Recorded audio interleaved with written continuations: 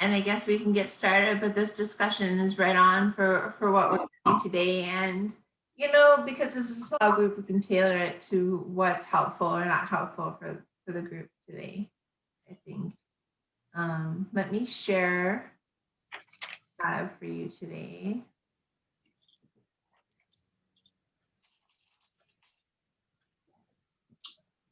Hi, Gary. By the way, we see you, even though we don't see you.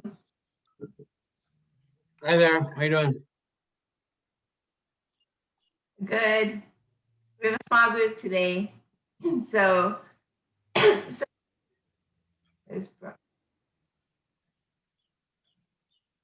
Good morning, Brooke.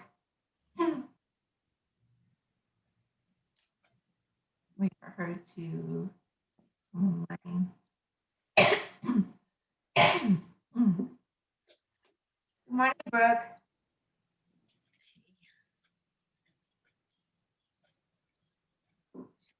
She's coming. So what I kind of thinking, this is what our beginning discussion for those who are here a little bit before, ahead of time, is where do we start with grants? And so a lot of times I start with kind of the concept of the paper. And so I'm calling that vision. So sometimes we have vision of what we want to impact that might not be necessarily in the goals and objectives because it's too big of a goal to have a show impact, but it's a piece of the puzzle. And then the needs section, which I think is one of the more important sections of a proposal, and it can show up in different ways. So that's what we're going to talk about today. And feel free to stop me with questions if you have any questions. So your vision, and this is really the big picture of what you're trying to impact. So imagine a perfect scenario where the targeted concern of your project is completely addressed. So we were talking earlier about climate change, and that might be the vision to positively impact climate change or the negative impacts, or to positively impact climate change in a world where we have clean air and we don't have to worry about rise. Could be your vision. Or your vision, a lot of times I work with projects in the Department of Agriculture, and the vision has to do with economically sustainable agriculture, vibrant agriculture, agroeconomy. So the vision really is this perfect scenario where that concern does not exist. So what does this look like? Questions to ask is, what does the health look like without this problem? What positive activities, actions, deals occur? Instead of a problem, to think about what does not exist. So it's tempting to say, this is, we want this scenario where, I think like hunger, for example, is a good one, where no one goes hungry. Well, that's not an ideal scenario. An ideal scenario is that everybody has enough to eat. Everyone has an abundance of food. So trying to think of the positive flip of when your concern does not exist.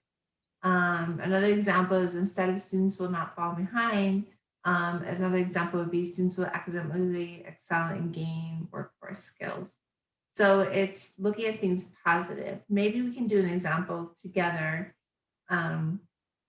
I have a sheet that I shared with you, and we all will work on that in a little bit. But what is an example of someone's concern or passion project that they want to share, and we can all work on this?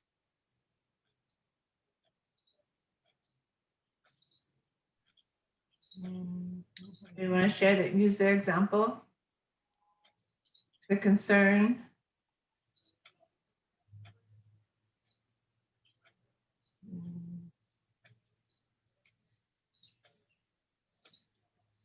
Melissa, what do you mean? What concern? On a segment in the grant or just overall?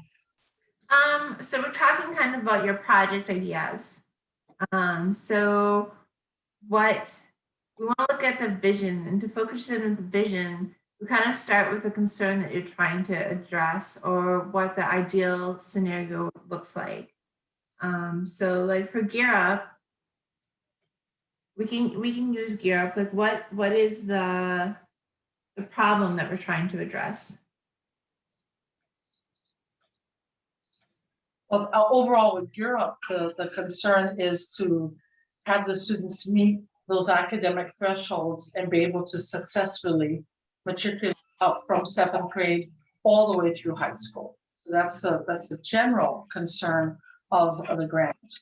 And the reason I'm in this class is because I want to work a secondary grant, because in the short 2 years and some change, I constantly get bombarded by other, and I mean bombarded by other school officials because it's not at their school. And I currently have 8 parents to call back between Yao School and Lokelani, and I want to be able to explain to them that there's hope. We would like to do this without causing negativity, because I have a situation where one sibling is in that school and the other one is in my cohort. So that's kind of in between the lines concern in writing the grant that is not on the page. Yeah, the social and the community part of it. So that's, I don't know how to address that, but that is a concern. So I hear 2 different possible visions in that. One is that all students would have equal access to services and support to help them be successful. I mean, that's one of the visions, right? That's concerning you right now. Another vision is that all students will have what they need to excel and graduate from high school on time and go into college. So so I have a worksheet for you. Maybe this is early to dive into this. For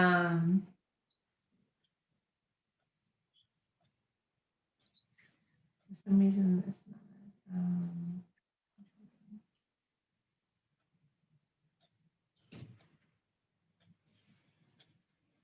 So I'm going to do my favorite thing and break you up in groups. This worksheet has 2 parts to it.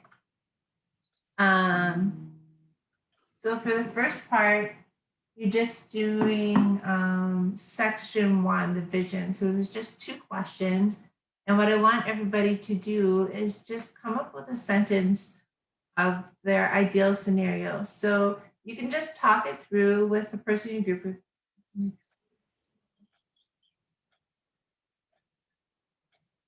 I think we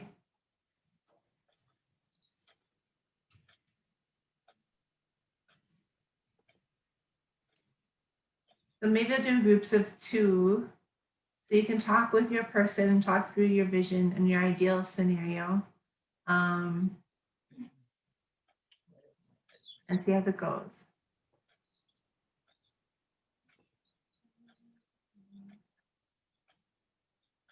And if you don't have a specific project, just work with the other person to get their vision down. So the importance of the vision, for those of you who came in late, is it's a framework for your project. It's kind of what guides your writing. It's what you're trying to ultimately impact. So I think it's good to have this vision. Your goals might be the same as your vision or may not be, it might be different. So I'm gonna make some breakup rooms.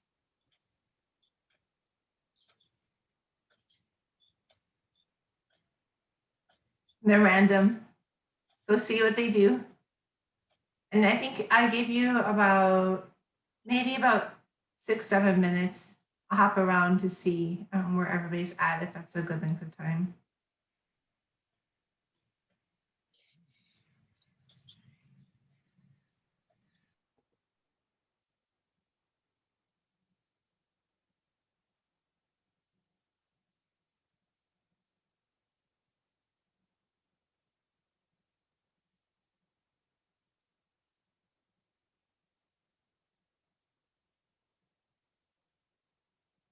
You have to click on the join to get to your room. For Brooke and Lehua.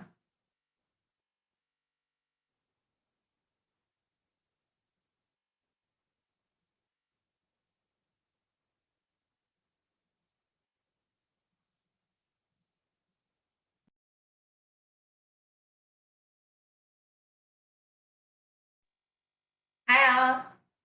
Welcome back to the Library Room. So if everyone just wants to quickly share their vision, if you have one, if you, as far as you got, and it still can be in like the brainstorm, working through it, but I just really want to hear.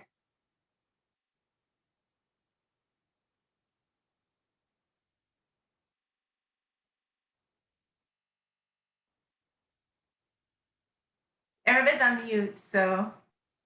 We'll go first.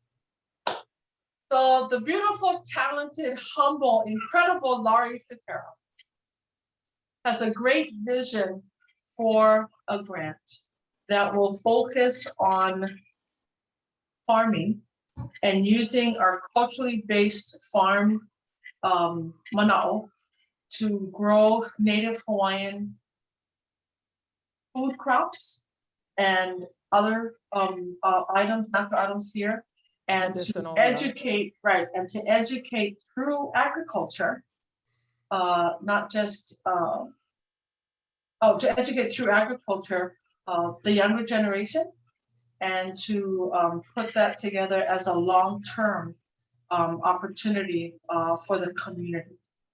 Still baby steps, but trying to get there. Something we all can get behind, by the way. Thank you. Yes. Leila, can we talk a little bit about Gear Up having a different vision than necessarily the goals and objectives? I'm always up for dancing around Gear Up, that is for sure. So our higher vision for Gear Up was to create an opportunity for our students' households, the parents, or the families, whether that's grandparents, foster parents, and the teachers of the different schools, and to help them to learn more about the resources that are available to help their child learn better. Because now we're all teachers, right?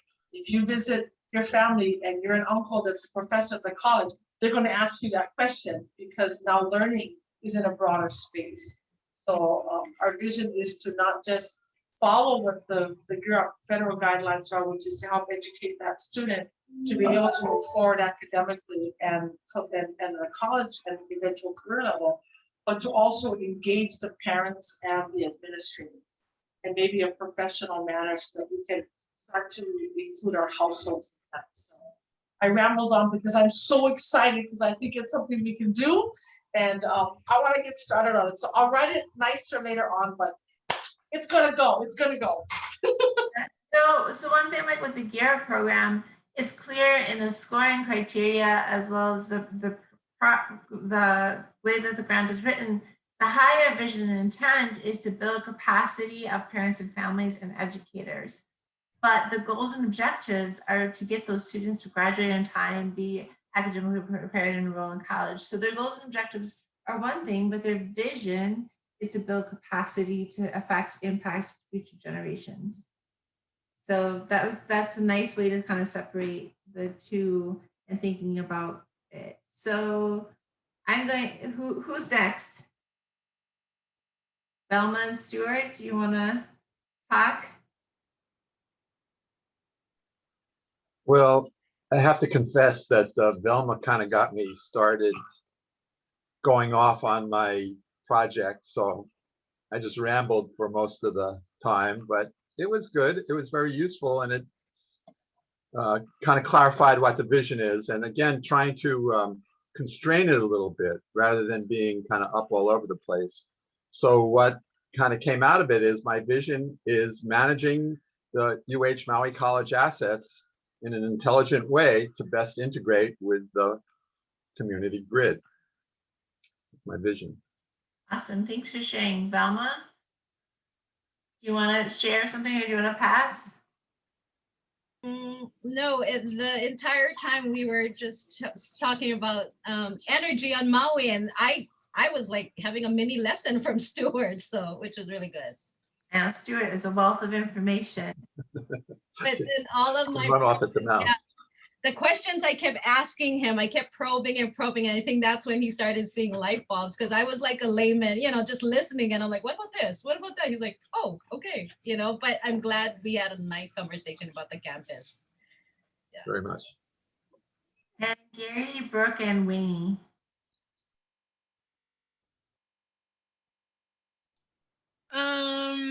We had a very good convo. Gary kept getting us to see the bigger vision, because I think we were thinking about like all the little things, or at least I was.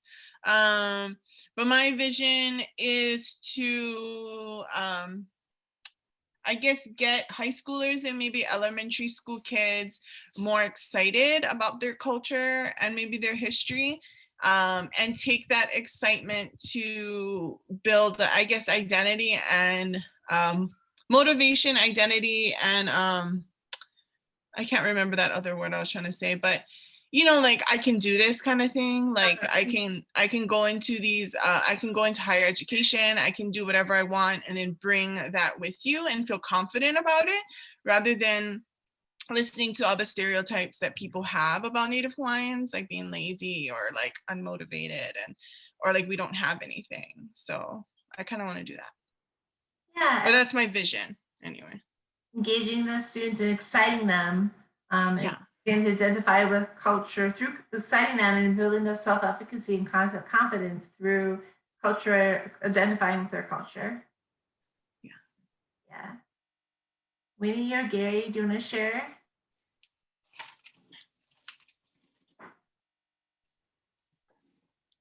So I don't have anything to share, but let me just, if you don't mind, add something in terms of a vision. A vision is meant to be big.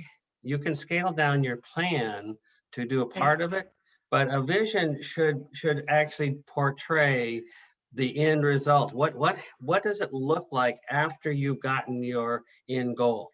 What happens after that? So once we get control of the university's energy, what then happens? What does it mean? So with Brooke, the thing is, she wanted to make comic books. She had a vision of comic books, but what does the comic book do? How does that impact? So that's where she got to, oh, this could motivate them. This would give them confidence. This would give them a kickstart to moving into the future. So you actually want to think of a vision. You actually want to visualize the vision of what's happening. What are people doing? How are they operating? What's going on? What's the bright, shiny world that happens after your project? So that's your vision. That's what will motivate you. And then what the thing is, you can pick a part of that to do your grant or some of your project. But if your vision isn't big enough, people are gonna say, well, why bother? I like that. I like that bright, shiny new world. I like that way of thinking about that. Winnie, is there more that you might want to add? So what I did was that I started off with the goals and objective first, actually, and I kind of work on my vision just the last 20 minutes because I was trying to scale things to from a smaller perspective, smaller scale. So I would say the vision that I'm seeing is more I would say like 50% or more of visitor industry and companies will establish sustainable tourism practices in their workplace. I think that's my vision overall. There's a lot involved, and my piece for the grant is really just creating awareness, educating the employees, because in order to have people or employees, workers to establish sustainable tourism practices, they need to be educated first, and that's where I'm at. So I'm trying to, I guess, trying to look at the vision by, I have a general overview, but I try not to focus on it, because I find that if I focus on the vision, the grant, it needs to be a really big grant, and I find that that's not what I'm trying to do. Yeah. So, and that brings up a good point. Like your vision is what you're trying to have a little impact on, right? It's not what you're going to change. We're not going to change, make our climate better and stop or we're not going to do huge things with our grants, but they're just pieces of the puzzle. They're things that we're trying to work towards. Mm. So, I mean, it's a good way to put it. And I think this is just a kind of an exercise in trying to figure out the bigger piece of what we're trying to do, and the intent that we have, because a vision might be different than your goals and objectives. Mm-hmm. Yeah, definitely. The vision has to be different than your goals and objectives. Goals and objectives have to be the path to get to the vision. That's critical. So one other thing, Melissa, I'd add is I invest in companies. I do a lot of investment in different things. I get a lot of grant requests. The point is, you ought to think from the standpoint of the person trying to give you the grant. Why should I fund an education for tourism? So yeah, you almost want to think about what's the return on investment of the grant. If you put yourself in the person you're trying to give the grant to, you'll see that they're going to want certain things. They want to see that you're actually going to have an impact on something, that their money is going to go to some good value, and that some good results going to happen. It's in parallel with other things that are happening, that sort of stuff. So just having a good idea with kind of no end result in mind isn't going to fly. Yeah, and the next few slides we'll get into that, but grants are really a transaction. You're selling something and they're buying something. Right. I need to Exactly. talk a little bit more about that, because you're selling something, you have to advertise what you sell, and you have to give them concrete things that they're going to buy. Right. So that's a good way to think of grants. So that kind of helps us transition into how this connects. So somehow lost my presentation. There we go. So your project vision is the thread that runs through all aspects of your proposal and ties it together. So it's this bigger vision that kind of holds it together, that might keep you on track, but what you're working towards is something smaller. And that's where we're going to transition to the needs section. So the vision is this overall piece of what you're trying to impact. We did a project summary, which you will probably revise at the end. And now we're going to go into the needs section. So the needs section is what hooks your reader. And I feel like it might just be the most important section, because this is like your advertising. This is your selling point. So your needs section emphasizes the importance of what you're doing. Some grantors will specifically request or have a needs section in the evaluation criteria. Other projects like NSF grants and research might ask for a rationale. If it's not mentioned somehow or another, you need to get this in here. You need to show what the project is, or what is the need? What are you trying to adjust? What problem is it that this project will fill or find more information about? So it's like telling a story with your data. Sometimes there's going to be some stories in there and examples, but there's most importantly, evidence of what the problem is. I went to a grant writing workshop early on, like maybe 20 years ago. And the one thing that stuck with me is to show the bleeding need. So this section helps your reader feel like, oh my goodness, we have to help these children. Or, oh my goodness, we need to stop the impacts of, at the end of the time, we're reading your needs section, your rationale, your justification. Your reader should feel like this is a huge issue and we have to do something about it today. So this really, as my last point says, sells your idea or concept. That's why we have all these commercials, right? We don't necessarily, if there's a new product, we don't necessarily feel like we need that product until someone explains what it's going to do for us and why we need it. And that's really what your needs section is. It's your commercial, it's your advertisement. It's what's going to get your reader engaged in your proposal and pay attention to the rest. I kind of feel like if you have a well-written needs section or rationale, you probably will get your project funded as long as you check all the boxes the rest of the way through. Because if your reader just feels like we need to do something about this, they're going to pay attention to your proposal and you have sold them on it. If they can buy in. So we're going to talk about what's in a needs section. So you keep your project vision in mind, and this is going to be streamlined and targeted to this vision. There's something that's the idea about anecdotal and generalizable. We all have heard stories. People will say stuff, and we will want to say stuff. We make assumptions, but is that true or not? So you probably have someone in your life, maybe a mom or dad or grandma or grandpa, that will tell you, don't go outside, it's cold, you'll get sick. Right? This is anecdotal. This is one person saying you get sick if you get cold. So that grandma, auntie, whoever it is telling you not to get cold,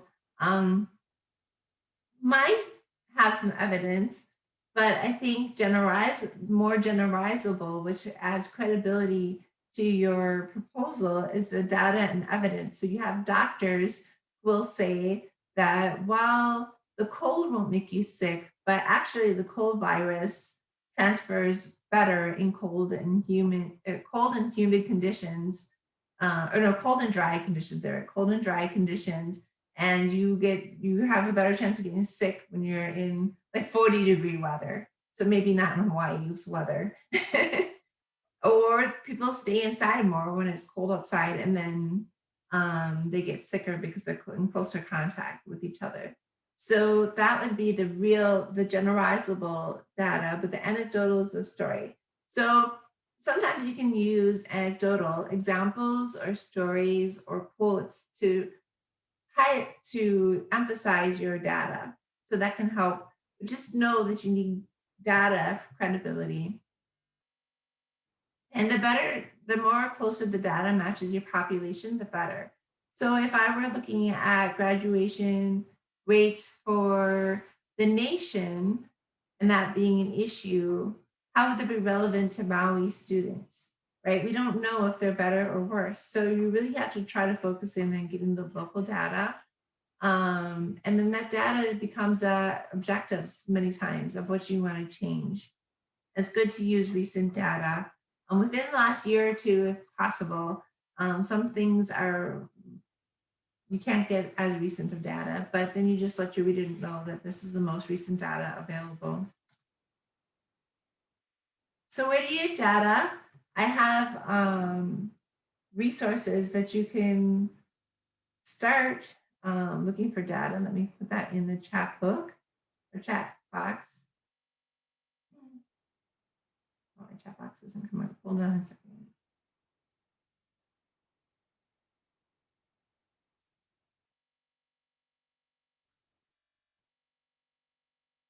I have too many screens up. My chat's not coming up. Hold on.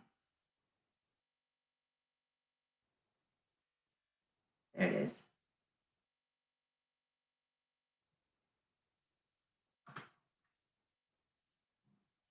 This is definitely not all inclusive, but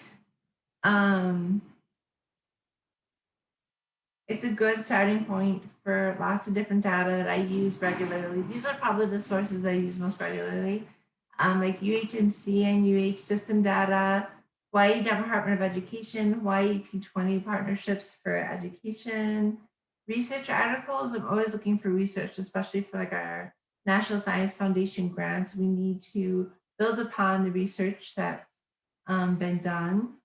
There's state and county data books. There's various websites, US Census Bureau, that you can drill down to local population. There's a Native Hawaiian data book. So there's lots of information. So I would say when you're looking for data, the worksheet that I gave you gives lots of good sites. And then how do you present your data? So tables and charts quickly provide an overview of the issue.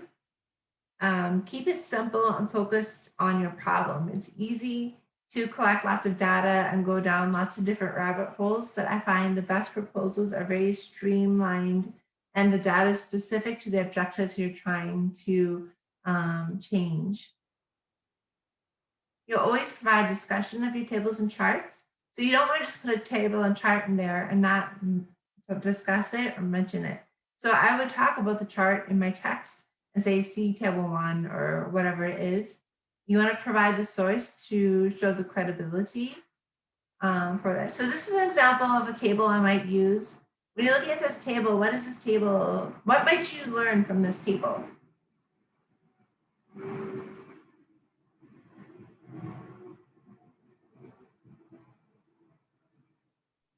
The state average is way less than the national average.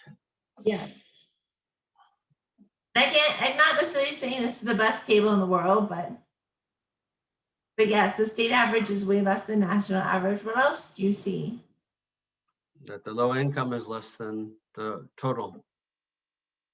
Which, So- which actually means that the high end is going to be much higher than this.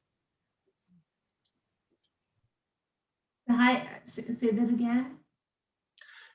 The low income students are less enrollment. So the high income students are way higher than the average. Well, yeah, when you do an average, high, medium, and low, that means that there's going to be a very high version of this that you're not showing.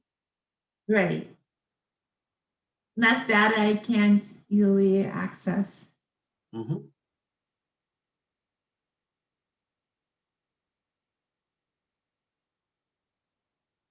Yeah, anything else this table might tell you?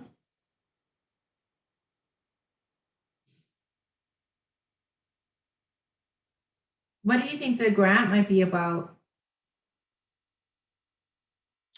Bringing up low-income students' enrollment into colleges. Yeah. And so then I have baseline data for my objectives that I might write. So if I know that 47% of low-income students enroll in college, one of my objectives might be getting it to 58% to match the average of the students, or 55% to match the state average.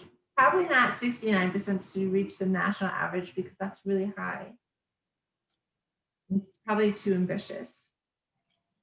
It also says you ought to focus on King K versus Molokai. Right. Look at Molokai. What's going on there? Their low-income students are doing a little bit better than their average. What's the national average? So I want to see what they're doing. Right. So that might be something to look at. Because isn't that the Molokai dependent on the population? So probably the Molokai population has lower income community, Yeah. maybe than the Well, yeah, look at the numbers. yeah. So there's 8 non-low income students on Molokai. Yeah. Yeah, and I wonder about the data because now they do 100% on free and reduced lunch, or 100% Yeah. free and reduced lunch, and that's what this is based on with the Hawaii DOE. So I mean, there might be some things about the data that aren't as accurate. No, I would take it as accurate. I'd see what Molokai is doing right. Right. They're getting a larger they're getting a larger enrollment from their low income than they are of their non-low income.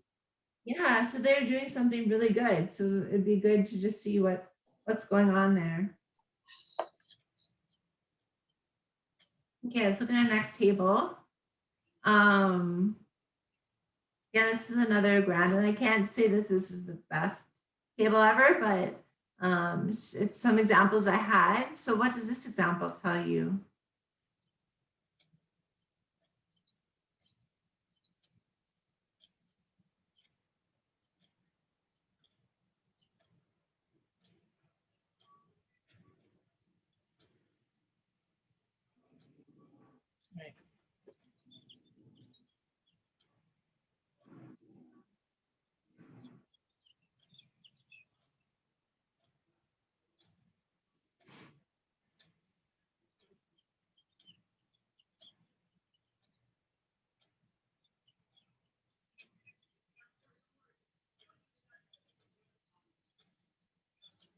Any thoughts?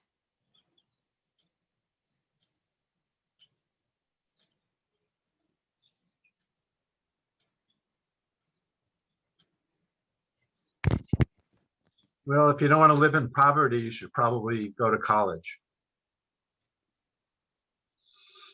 Or move out of Maui.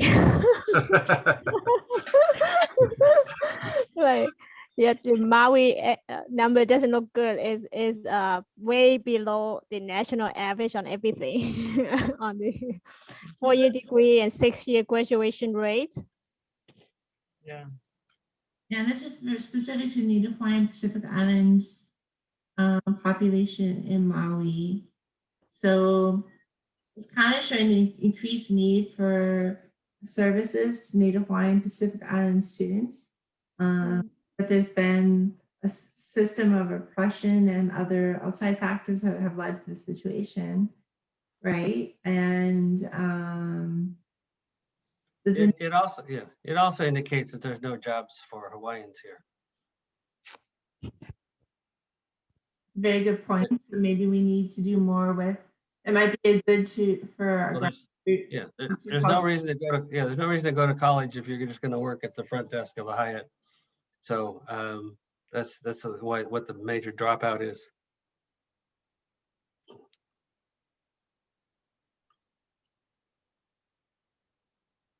And if we were looking at Maui, the regular statistics, they wouldn't probably be so far off from the Hawaii average. So remember in the previous slide, we were looking at Molokai. So this is 6-year graduation rates once they enroll in college. They're really low, right? So we might say that they're doing a really good job of the social aspect of getting students to enroll in college, but perhaps we need to work a little bit more on their academic preparation, that they stay in college and get degrees. So for that, go ahead. I was going to say, but at the same time, those that are living in poverty, education is not their priority. So that's why I think the rate is low, because it's based on their, what's important to them. And, as you're saying, if they're going on as a part-time, 4th, 5th year, 6th year, then, then there's more, issues that they may be battling with. And I think that's why I think they just kind of stopped at one point already.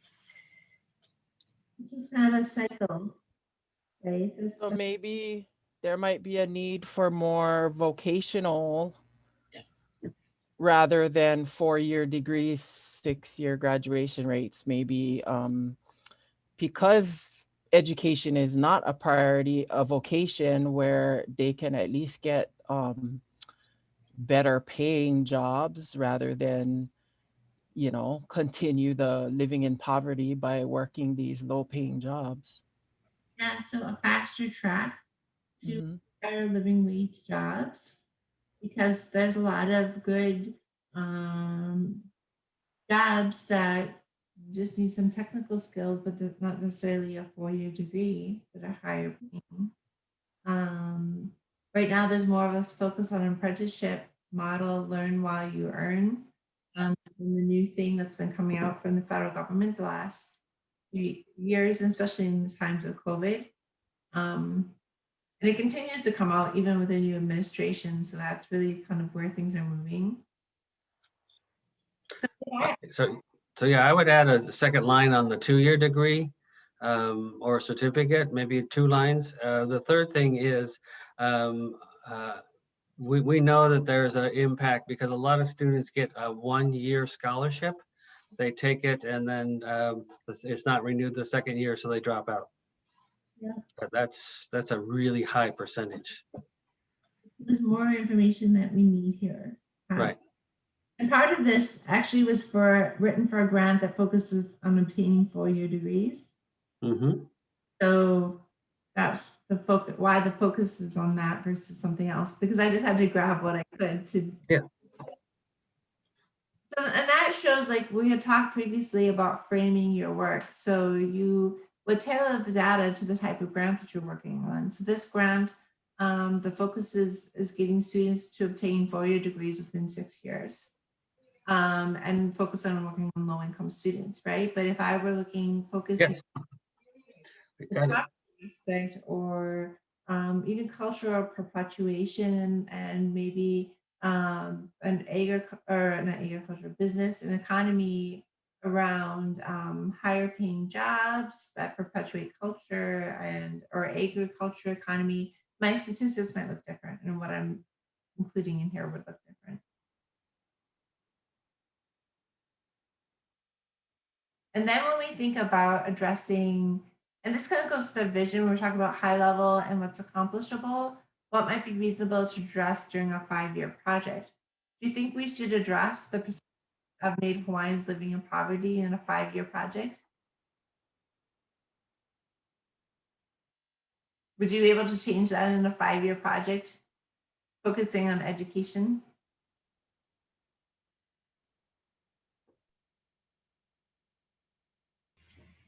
Possible. Possible. Pretty ambitious too.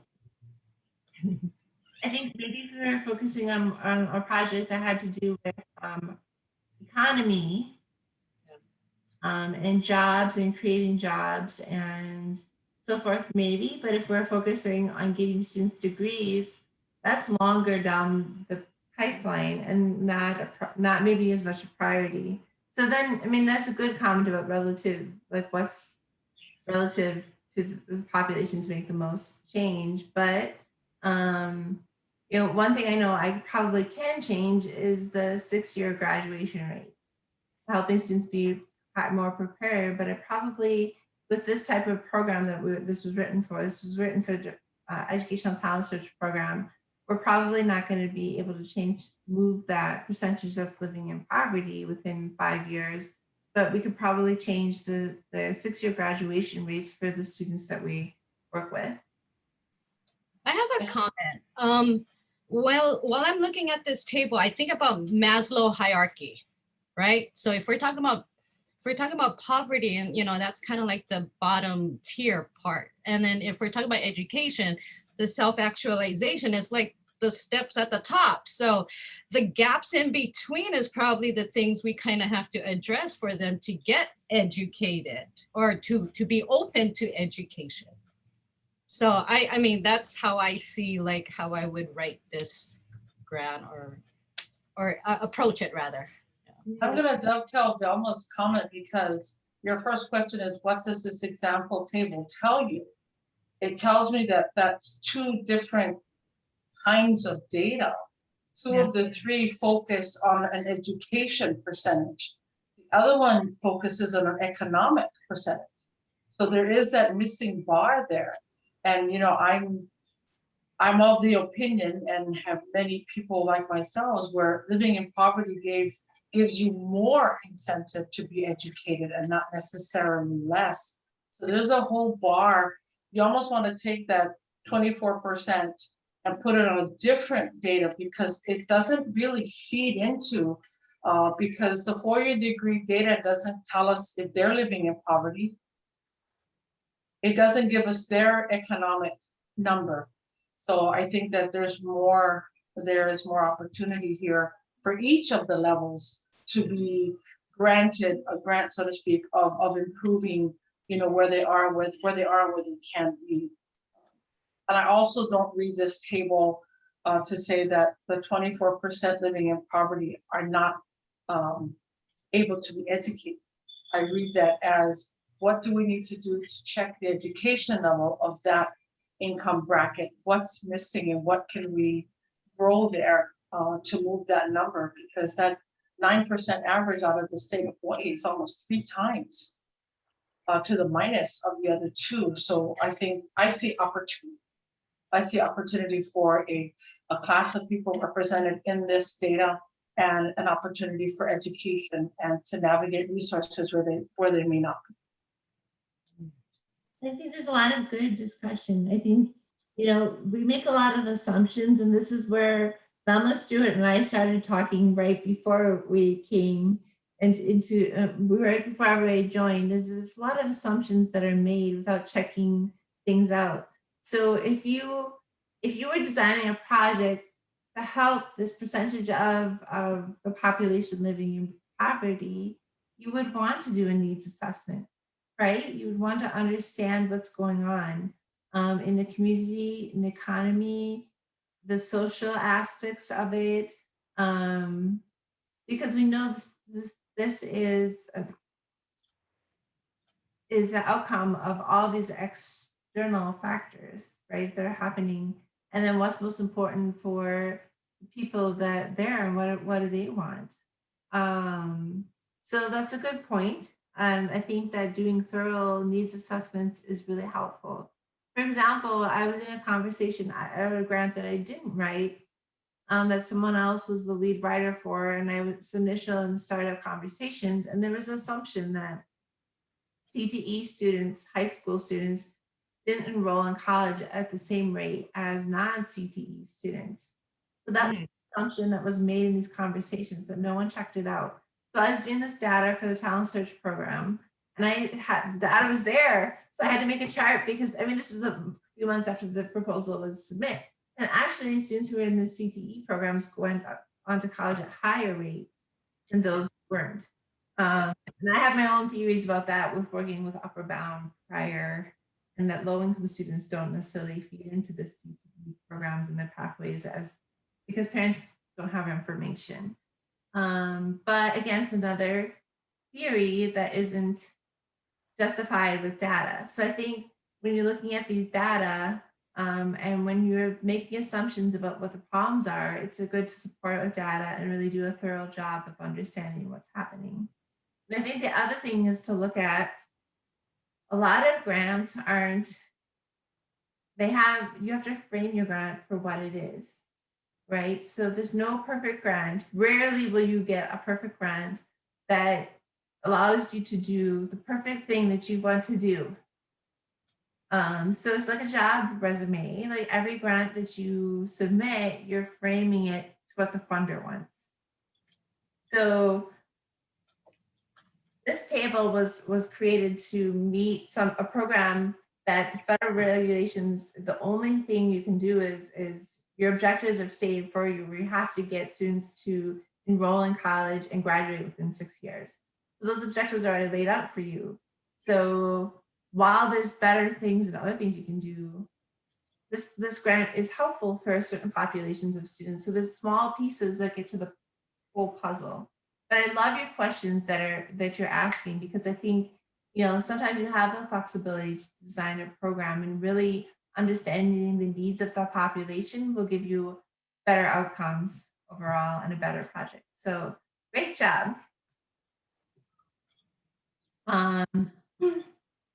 So there's different ways to present your data. I probably over rely on tables because sometimes in short time frames, they're easy to put tables on.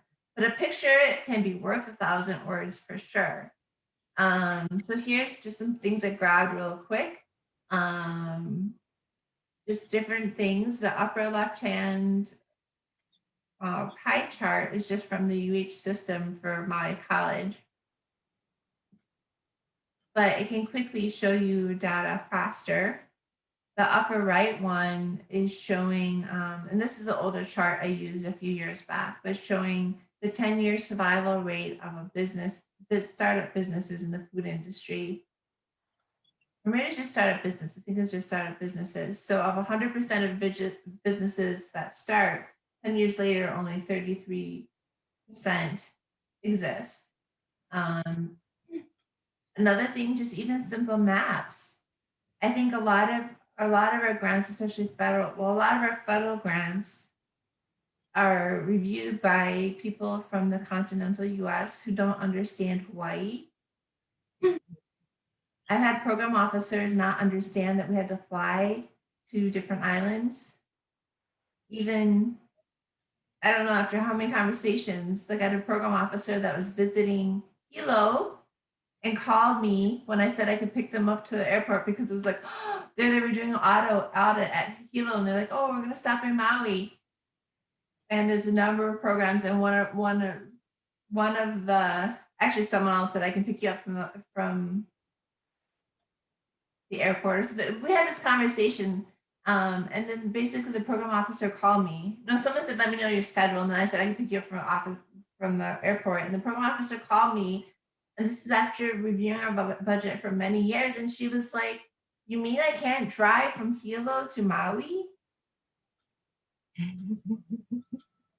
A map is really good, so they start understanding our travel situation and our travel costs and our difficulties serving populations across Hawaii. I mean, it's not just Maui. We're some people have become Hawaii CC too, but just for our students to visit a 4-year institution or think about going to a 4-year institution, primarily 4-year institution, is tough. It's tough for us to provide services to all of our students and all of our community. And the other graph was a line chart of our absolute graduation rate. So, I mean, you can see that we're in the blue, that we really had moved up in the years. So pictures do well. So I don't want you to think that tables are the only thing. I'm sure all of you can come up with better charts and figures and diagrams, and to consider that when you're presenting data. But again, you still have to discuss it in your text. Do you have any thoughts or comments about any of these? Or using figures in general? Well, I'm surprised that the 1% in the pie chart, if this is the University of Hawaii Maui campus on the Pacific Islander gender. Yeah, You would think that would be higher considering our geographic location. it's been pretty low. It's pretty low, yeah. That might be an opportunity to connect with that population. Yeah. Build a pipeline to going into college. Because I know we get a lot of gender, ethnicity wise, a lot of Pacific Islanders are on Maui at the Job Corps location, because I used to volunteer there, and just to get them to progress education and career.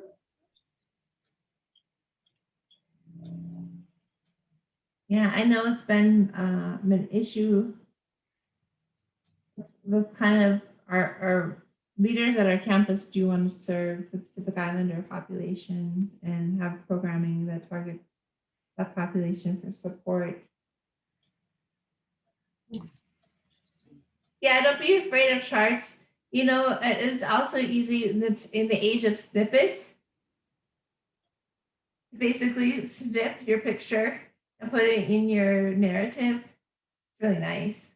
You can even, I even make stuff figures in like PowerPoint, because there's some more options with Smart Art or Publisher, and then I snip it, take a picture of it, and put it in my narrative. Word is not always there's options, but it's always not as easy to get it. I was going to have everybody take some time with the different resources to look for data, but I think maybe I'll just share the example and we can talk through it a little bit. I would encourage you, though, to look for data sources this following week. Just pull up one of those links and look through it, what's there. It might seem intimidating at first to go to some of those sites, but I actually, when I'm looking for certain data, like if I do with a college, I go through a lot of tables just to see what's there. The Hawaii P20 has a lot of information on students, like through the whole entire pipeline. I've read through every single little piece to see what I can use. Stuart, the energy data is a lot different. There's a lot of different sites. I don't work with that as commonly, but I just start with looking for what's all out there, and then I try to keep it specific to what I need. So let's look at an example together. My screen that I'm sharing is way over there, so excuse me while I look around. Okay. You all see the needs section, right? Yeah. Okay, so this is for this worksheet, an example with my vision: a vibrant, diverse, and sustainable agroeconomy where Hawaii's food is primarily located, grown, nutritionally valuable, and affordable to our residents. So some of the problems with a need, these are my assumptions. I have no data at the moment, and I encourage you to brainstorm the need points that you think are happening. So some of it is farmers do not earn an economically viable income. So that's one of my assumptions. Oopsie, sorry. It went away. Let me get it back. There we go. Another assumption that I have is farmers do not have access to new technology and techniques to efficiently grow produce. And another assumption I have is cull and excess produce are thrown out. So second grade produce might be thrown out. So these are my assumptions. I don't know if they're true or not. Then I look to see what I can find for data. So in this example, here's one of the things. I had two examples, but here's one of the examples I found. So the 2020 median hourly wage for farmers in Maui County, which is the target location, was $18.50, compared to Hawaii's median and overall hourly wage of $22.44. As Hawaii holds the highest cost of living in the nation at 199% the national average, farmers' wages are drastically below the $35.20 hourly wage estimated to afford a two-bedroom home in Hawaii. So in my example, I'm supporting one of my assumptions, right? That farmers don't make a living wage. And what do you think after you see this statement?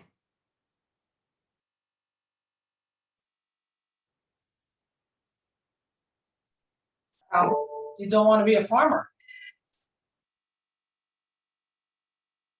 We have a problem. Have a problem. How do they survive? It could be an indication that they have two careers.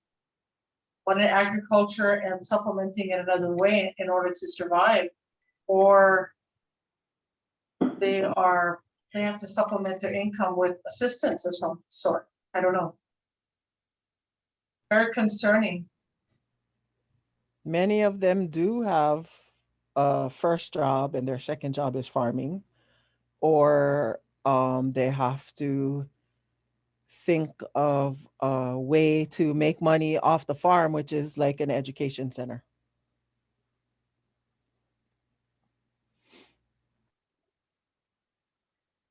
Does this make you feel like you want to help them? Yeah, I'm all in. Let's do this. Yeah. Do this. Let's grow another generation of smart agriculture. I mean, yeah, why wouldn't we? Agriculture was among the first we did, right? Our elements, ocean and land. I mean, it'd be sad not to. Sad not to grow it and diversify. So you want to find data that hooks your reader, that illustrates your point, and you need a comparison. More so than not, you need a comparison. Because if you just said that farmers in Maui County make $18.50, so what? You know, I might want to calculate it to see what that annual wage is, but so. When you have it in comparison with $22.44, you might think, well, that's not horrible, right? And I think I had previously had the national average in here, but guess what? We went up. The national average didn't go up as much. So that national average actually isn't, we're higher than the national average. So that doesn't make it sound so bad. So any data that doesn't help my case. So that was another thing I forgot to bring up when we were looking at the chart with the Native Hawaiian and Pacific Island population, Maui County. In your need, when you're showing the need, when you're showing the issue, when you're showing the problem, you want it to look bad. You want it to look so bad. So I'm pretty embarrassed. Like, I don't want the school, like the YDUE to read my grants, right? Because they'd be defensive. Like, it's not that bad.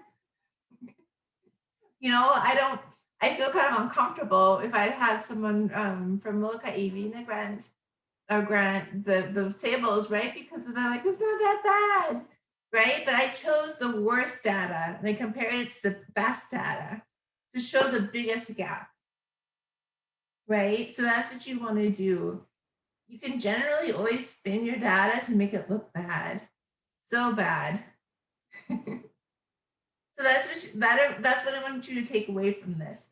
I mean, we feel pride in who we are, where we live, who we work with.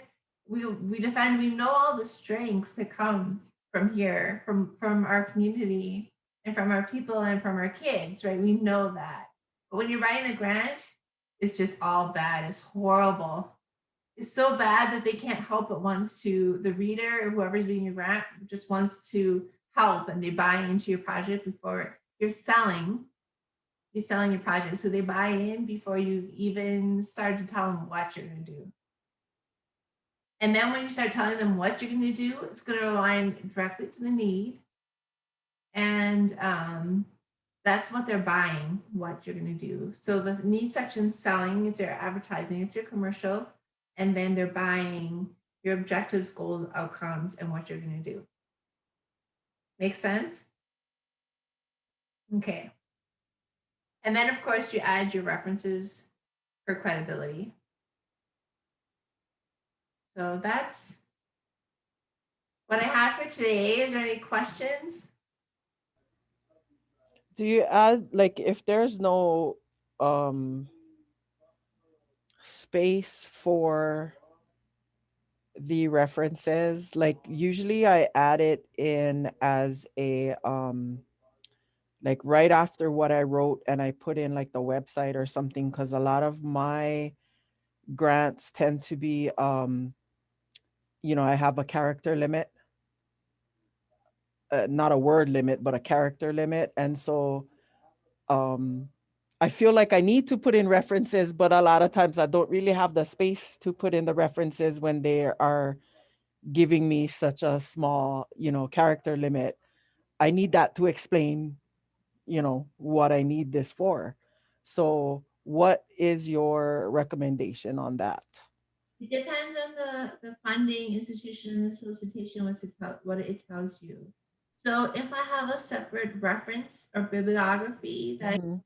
I always do the numbers. You saw the numbers, I always do the numbers. So I roughly follow APA because that's what I'm most comfortable with, and then cite them in this numerical format.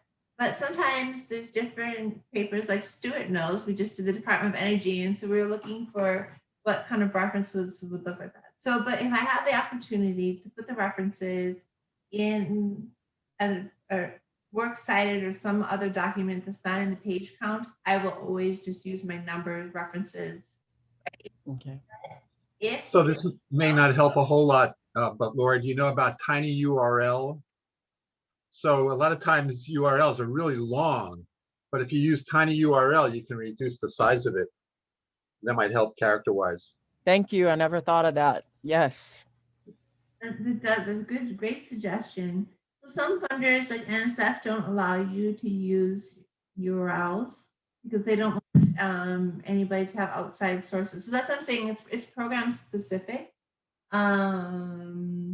But I love that idea, Stuart. If you want to use URLs, what I do, like for Department of Education grants and that don't allow for bibliography, I do like APA formatting. So I might put like usually the author, but this one's the first one's the Bureau of Labor Statistics. I would do something like that. So like it's like I have some that at the end they ask for any kind of added attachments or whatever. So I could do that as one of the attachments. Yeah. Okay. References as an attachment, but if it doesn't allow for it, like a lot of Department of Education grants I write don't allow for it. So I just put my reference like APA format in parentheses, and I never include the references at the end because they don't ask for it and I don't have space. I always have a space issue.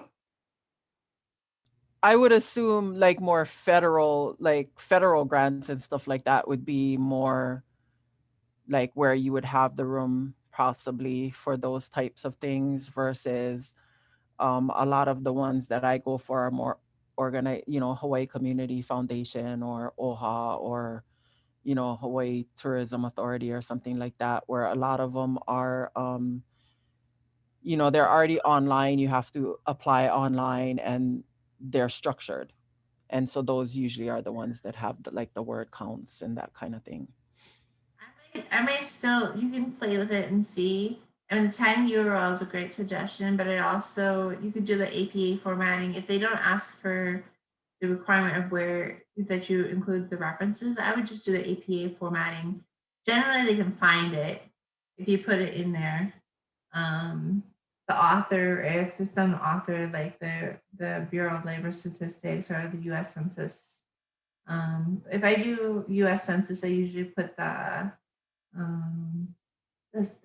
number of the table. There's like D 1705 or whatever it is. I don't know. I just made that up, but I usually put that in there. But that helps me too when I go back and rewrite things because like going through all those tables, like then I can find the table I like.